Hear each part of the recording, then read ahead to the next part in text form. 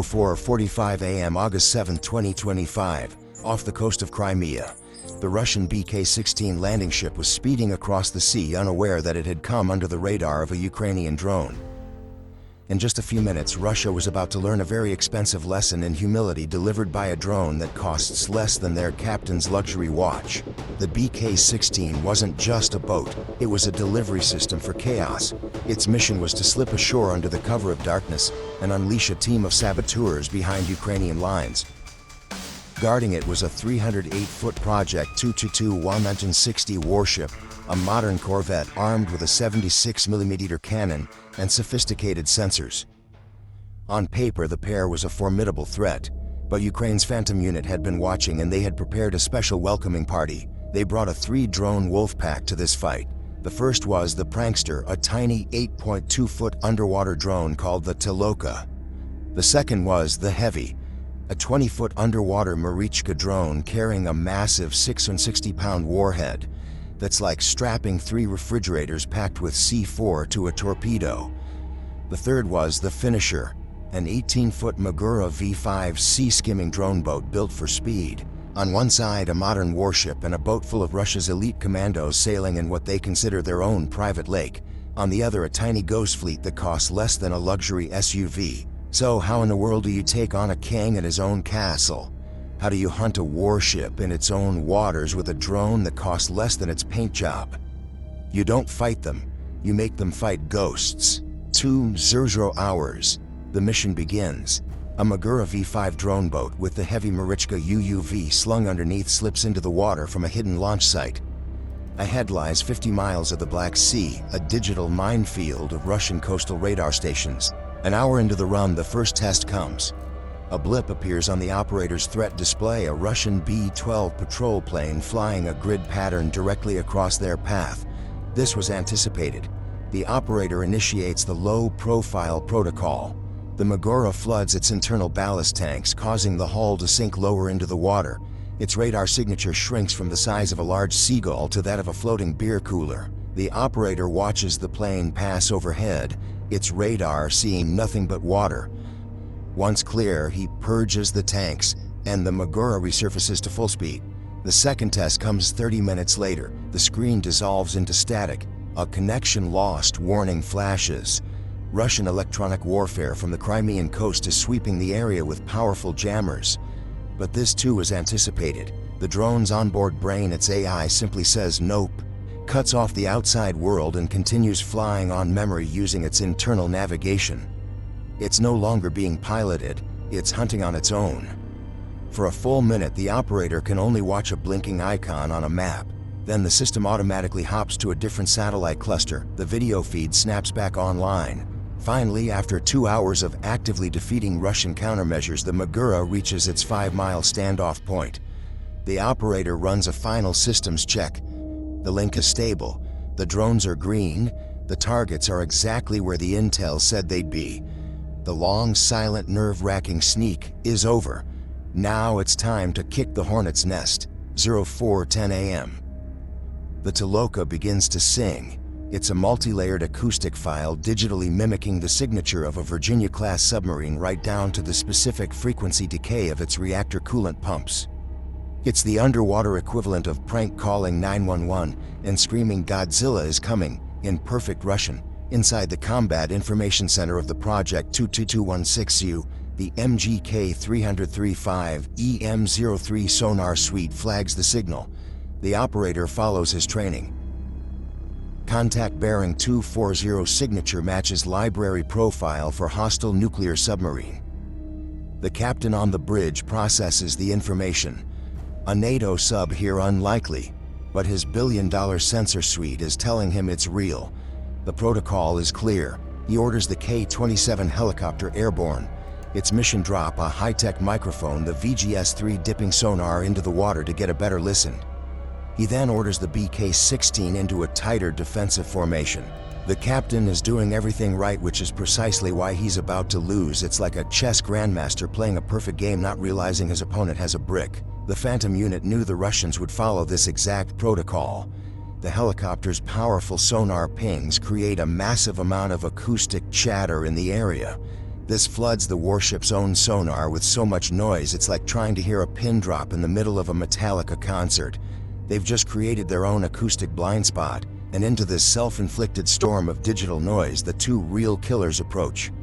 The Magora V5 continues its run, its Starlink connection completely unaffected by the underwater chaos. Marichka reveals its ace. It's not using radio at all. It's unspooling a hair-thin fiber optic cable, giving its operator a crystal-clear, unjammable video feed. You can't jam a wire. It's the difference between a laggy public Wi-Fi signal and plugging your damn computer directly into the router. While the entire Russian tactical focus is on a ghost, the two real threats are now inside the wire, completely invisible to the blinded Russian systems. Here's why this Ukrainian plan is a masterclass in 4D chess. On the surface, the Magora V5 is facing the full fury of Russia's land-based Krasuka 4 jamming systems. The Russians are blasting the area with so much RF energy they're probably disrupting their own communications. But the Magora isn't talking to a ground station, it's talking to space using a hardened Starlink terminal. Russian jamming is like trying to block out the sun with a flashlight. This is the core of the Phantom Unit's doctrine. It's not one weapon, it's a system. The Toloka is the scout and the trickster forcing the enemy to react. The Marichka is the silent, unstoppable heavyweight punch.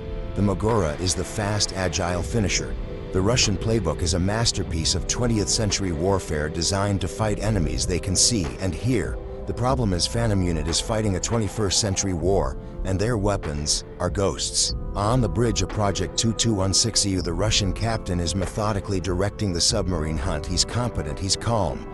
But then a new report crackles over the comms from a sharp-eyed lookout on the BK-16. Visual contact, small surface vessel starboard bow moving fast. Simultaneously, a radar operator confirms it. The Magora V5, despite its stealthy design, is now too close to hide.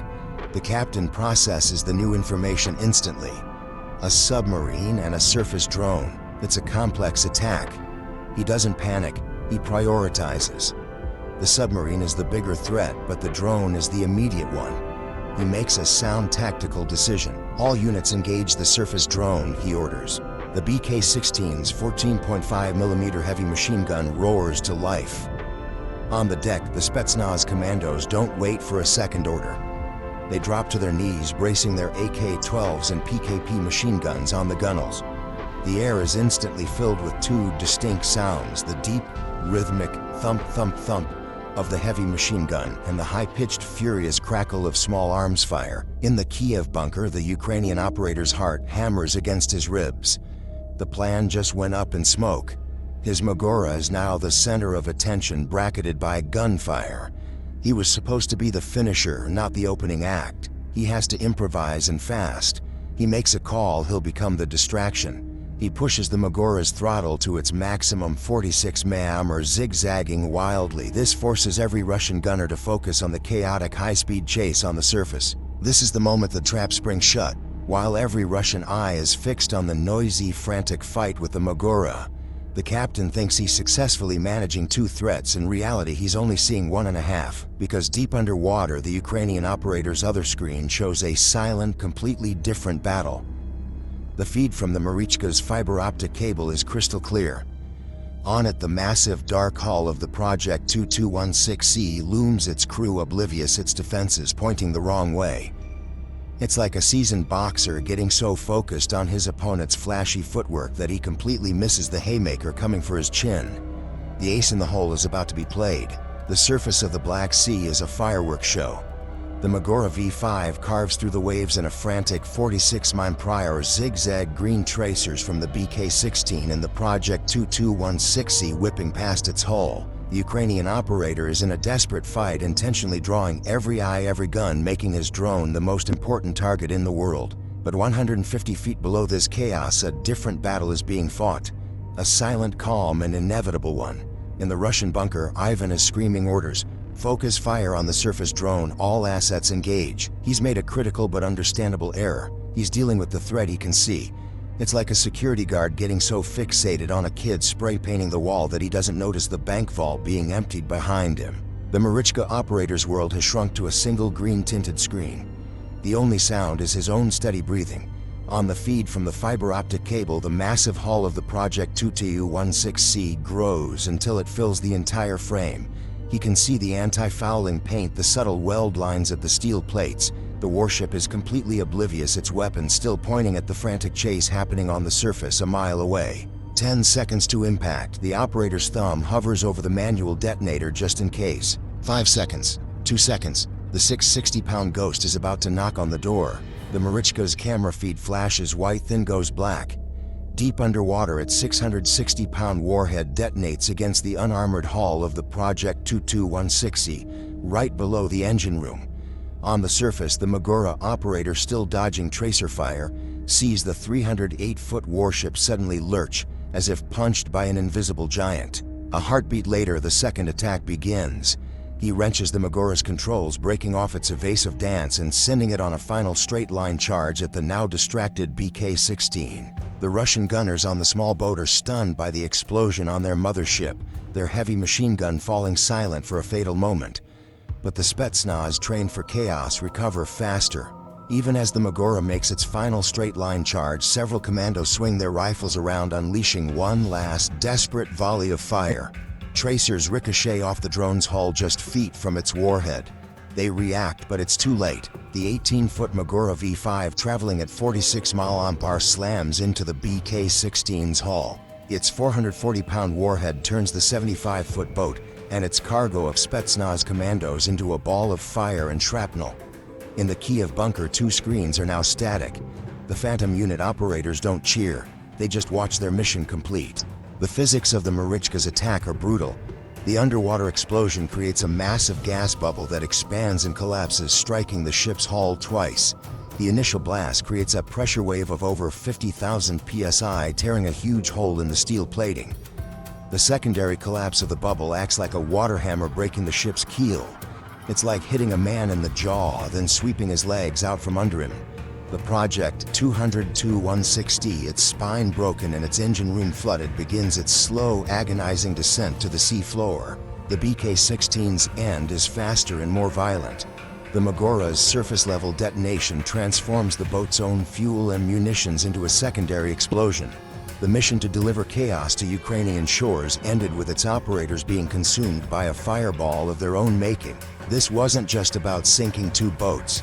It was about destroying a capability and proving a concept.